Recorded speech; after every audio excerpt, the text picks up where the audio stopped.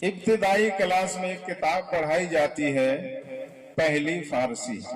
उसमें रसूल पाक के अहादीस बयान किए हैं चंद, तो उसी का एक टुकड़ा मैं आपके सामने रख रहा हूं। सलाम आम करो।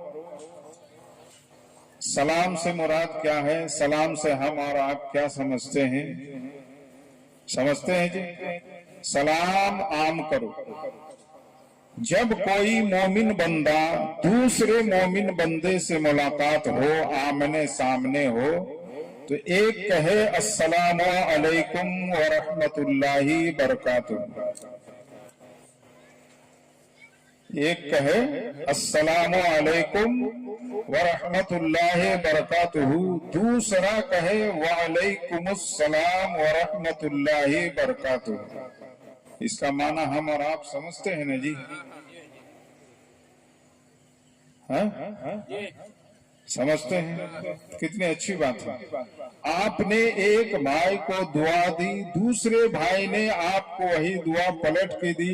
कहे अल्लाह के बंदे तुम पर भी सलामती हो, अल्लाह की रहमतें नाजिल हो और अल्लाह की बरकतें तुम पर नाजिल हो। कितनी अच्छी बात है।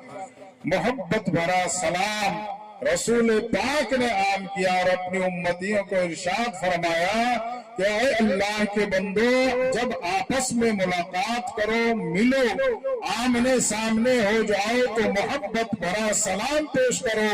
तुम उसके लिए दुआ करो, वह तुम्हारे लिए दुआ करेंगे, तो तुम्हें यहाँ भी अच्छा लगेगा और आखिरत में भी अच्छा मिलेगा। हम और आप नेकियां कम करते हैं, अगर कर भी लेते हैं तो उससे ज्यादा गुनाह हम कमा लेते हैं, हमारी नेकियां खत्म हो जाती हैं।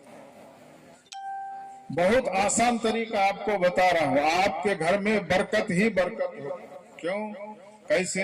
तरीका बताऊं। जब आप घर से निकले, बिस्मिल्लाह शरीफ पढ़कर निकले, घर वालों को सलाम दे, यह ना शर्माए कि मेरी बीवी है इसलिए इसको सलाम करूंगा, शर्म आती है। माँ बाप तो रोजाना का घर में ही इनको सलाम करूंगा, शर्म आती है। मुसलमानों, जहाँ शर्म करना चाहिए वहां तो तुम्हें शर्म नहीं आती है, जहाँ शर्म नहीं करना चाहिए वहां शर्म आती है। ये तो हम मुसलमानों का हाल है। घर से निकलो तो सलाम करके निकलो, और जब घर वापस आओ तो दरवाजे में दाखिल होने से पहले आवाज दो, उसके बाद सलाम करो, उसके बाद कुल हो अल्लाह शरीफ 3 मरतबा पढ़ो, उसके बाद बातचीत करो, फिर अपने कमरे में जगा लो या बरामदे में बैठ जाओ।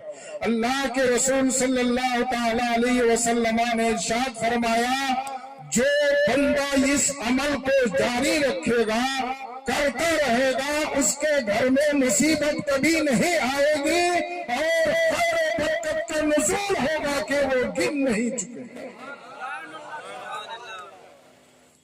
उसको पता ही नहीं लगेगा कि बरकतें कैसे आ रही हैं। मगर हम अमल नहीं करेंगे। जब अमल नहीं करेंगे तो फायदा कहाँ से होगा? हम रात को बिस्तर में लेट गए और कहा कि हमने 10 गाड़ी लाट का भेज दिया, 20 लाख मेरा मुनाफा हो गया। सुबह को उठा तो ना गाड़ी है ना 20 लाख मुनाफा होगा जी। ना आपको उठ के मेहनत करना होगा, पूंजी लगानी पड़ेगी, गाड़ी मंगानी होगी, उस माल को अनलोड करके फिर दूसरी जगह में भिजवाना होगा लोड करके, उसके बाद उसका बेनिफिट आपको मिलेगा। तो आप कुछ करेंगे नहीं तो कहां से होगा? गोश्त भात की थाली सामने हो, आप अगर हाथ उठाकर मुंह में नहीं डालेंगे और कहेंगे कि ऐ गोश्त तू मेरे पेट में आ जा, ऐ भात तू मेरे मुंह में आ जा, जिंदगी भर तड़पते रहोगे, विरद करते रहोगे, रटते रहोगे, गोश्त प्लेट में सड़ जाएंगे, मक्खियां भिनक जाएगी, ना गोश्त मुंह में आएगा ना चावल मुंह में। उसके लिए अल्लाह ने हाथ दिया है ना जी, हाथ को हिलाओ, चावल शोरबे के साथ मिलाओ, उसके बाद उठा के मुंह में डालो। फिर अल्लाह ने जबान दी है, उस जबान को हिलाओ। फिर अगर सख्त चीज है तो उसे दांत से दबाओ, दांत से दबाने के बाद उसे नरम करो। फिर जब वो नरम हो जाए फिर उसे हलक के नीचे उतारो, वो आपके पेट में जाएगा और वो हजम होगा, आपके जिस्म को तरोताजा भी करेगा, आपके जिस्म में तवानाई भी आएगी, आप ताकतवर भी बन जाएंगे, तब जाके आपको फायदा मिलेगा। वरना प्लेट पे चावल रह जाएगा, गोश्त के बोटी पड़े रह जाएंगे, नहीं आए। मेहनत करना जरूरी है। कहने का मकसद है कि ऐ शरीयत वालों, अरे बाहर के लोग ना आए मगर आप तो आइए।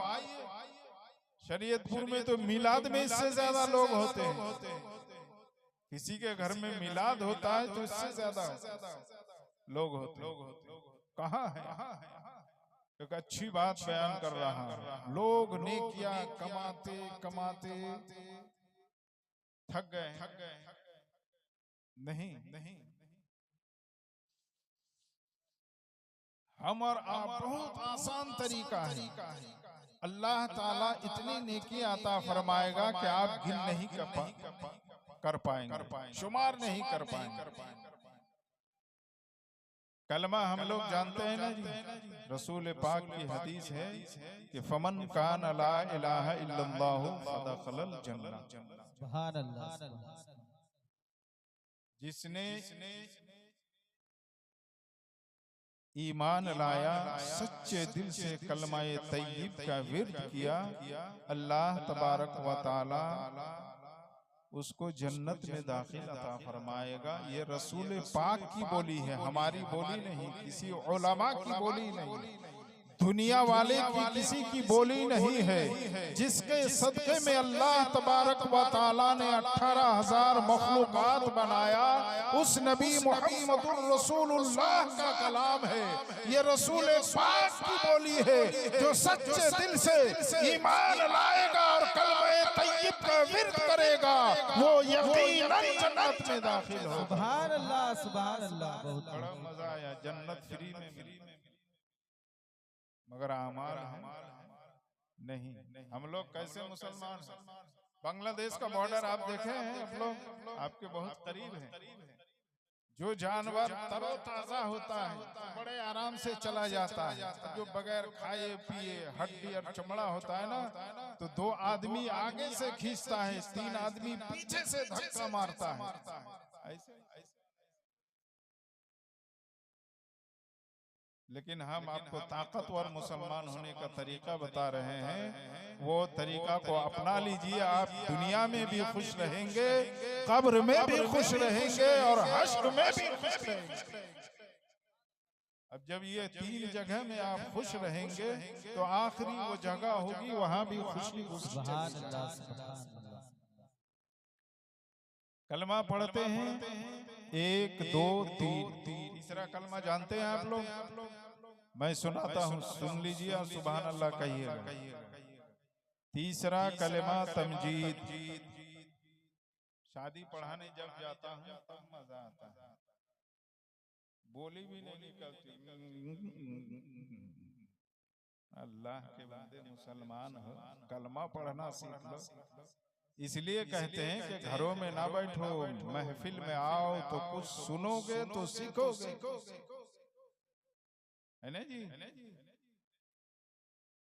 तीसरा कलमा तमजीद, सुब्हानल्लाहि वल्हम्दुलिल्लाहि वला इलाहा इल्लल्लाहु वल्लाहु अकबरु वला हौला वला कुव्वता इल्ला बिल्लाहिल अलीय्यिल अज़ीम। इसके कितने फायदे हैं आपको मालूम है? नहीं मालूम? सुन लीजिए, यही मेरी आखिरी बात होगी। अच्छा बिरादरान इस्लाम, अल्लाह के प्यारे बंदे, प्यारे रसूल के प्यारे उम्मतियों, मीठे मीठे नबी के प्यारे प्यारे उम्मतियों, जब आप अपने घर से निकलकर आ गए हैं तो सामने एक जगह होकर बैठिए ताकि देख के ये लगे कि ये 100 नहीं है 1000। আপনারা এসেছেন তো এখানে সামনে এসে বসেন না গো, মাহফিলটাকে চাঙ্গা করে বসেন, যে সামনে কেউ বলবে তোকে বলতে ভালো লাগবে। আরে আমার সামনে আপনি আসেন না, আমাকে তো রোজ ডেইলি জুম্মাতে একবার শুনতেই পাবেন, কিন্তু জিনাদেরকে আপনারা খরচা করে ডেকেছেন, উনাদের মুখ দিয়ে কিছু শুনবো, উনাদের জন্য আগে আসেন, বসেন ভালো है। अल्लाह के प्यारे रसूल सल्लल्लाहु ताला अलैहि वसल्लम ने इरशाद फरमाया, जो बंदे मोमिन सच्चे दिल से बावजू होकर तीसरे कलमे को एक मर्तबा पढ़ता है, तीसरा कलमा को एक मर्तबा पढ़ता है, तो दरियाए रहमत के किनारे पर एक पत्थर है, उस पत्थर पर एक परिंदा बैठा हुआ है। जब कोई बंदा इस कलमे को मोहब्बत के साथ बावजू होकर पढ़ता है तो वो परिंदा उस दरियाए रहमत में डुबकी लगाता है, गोता लगाता है और फिर उठता है और उस पत्थर पर बैठता है। तो उस परिंदे के 4 पर हैं। दुनिया में परिंदे कै पर के देखे आप लोग? 2 पर के, 4 पर वाले नहीं देखे हैं, तो आज सुन लीजिए। सुनेंगे? कितने लोग सुनेंगे? जरा मचल के कहिए सुभान अल्लाह। नबी की मोहब्बत में बोले सुभान अल्लाह, और जोर से बोले सुभान अल्लाह। माशाअल्लाह, सब सुनने के लिए आए हैं। उस परिंदे के 4 पर हैं। जब वो अपना पहला पर खोलता है तो दरियाए रहमत से पूरी दुनिया को, पश्चिम का जो सिंध होता है उसको ढांप लेता है। ढांपना समझते हैं आप लोग? जब वो दूसरा अपना पर फैलाता है तो जहां वो दरियाए रहमत के उस पत्थर पे बैठा है वहां से लेके पूरी दुनिया के पूरब के सिंध को ढांक लेता है। जब वो तीसरा पैर पर फैलाता है तो उत्तर की जानिब की पूरी दुनिया को ढांक लेता है। जब वो चौथा पर फैलाता है तो दक्षिण की जानिब की पूरी दुनिया को ढांक लेता है। 4 सिमतों को वो फरिश्ता, वो परिंदा परों से ढांप लेता है और उसके एक पर में, पूरे पर में 72,000 पर है। कितने? कितने? और जोर से बोले कितने? 72,000। एक पर में 72,000 पर है, 70,000 पर है। और उसके जब वो एक पर को हिलाता है तो दरियाए रहमत से गोता लगा कर निकलता है, और एक पर को हिलाता है तो 72,000 कतरे गिरते हैं, और हर एक कतरा से अल्लाह तबारक व तआला 72,000 फरिश्तों को पैदा फरमाता है। सुभान अल्लाह, ये सुभान एक पर की खुसूसियत है। चारों पैरों को पर को फैलाकर फरिश्ते पैदा होते हैं। 70 कतरे पानी के गिरते हैं दरियाए रहमत के। अल्लाह तबारक व तआला उस 70,000 कतरों से 72,000 फरिश्तों को पैदा फरमाता है, और रब्बे कायनात उन फरिश्तों को काम क्या देता है? मुसलमानों सुनो, रूह मचल जाएगी, ईमान ताजा हो जाएगा। रब्बे करीम उन फरिश्तों को हुक्म देता है कि जिस मेरे बंदे ने, मेरे महबूब के उम्मती ने कलमे तमजीद का विर्द किया, उसकी फजीलत के बाइस तुम्हें पैदा किया गया। जब तक वो दुनिया में रहेगा उसकी गुनाहों की मग़फ़िरत करते रहो। यही तुम्हारा नारे रिसालत, नारे रिसालत, शायरी इस्लाम जनाब अख्तर परवाज नईमी साहब किबला, शायर इस्लाम जनाब अख्तर परवाज नईमी मुरादाबादी साहब किबला। नारे तकबीर, नारे रिसालत। सुभान अल्लाह। मेरी बात आप लोगों को समझ में आ रही है? तो खाली सुनने से नहीं होगा, आज आपको वादा करना होगा कि मौलाना इंशाअल्लाह हम लोग अभी से वादा करते हैं कि इस कलमा को पढ़ेंगे, जो पढ़ना नहीं जानते हैं वो सीखेंगे। अच्छी लगी ना जी?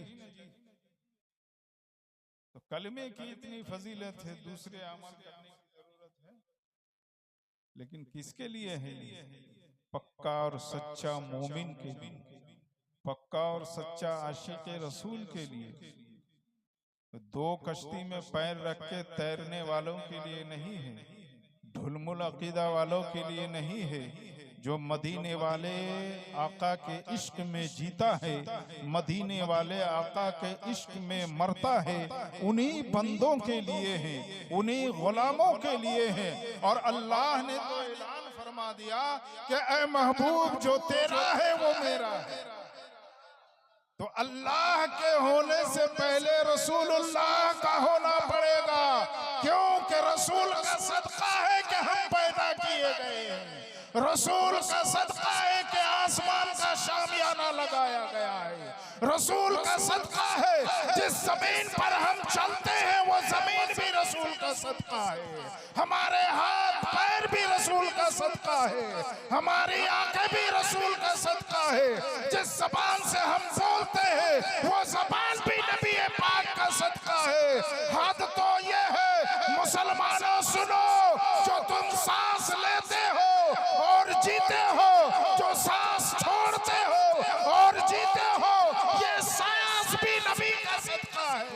अगर नबी ना होते दुनिया ना, अगर नबी ना होते तो इंसान की इंसान।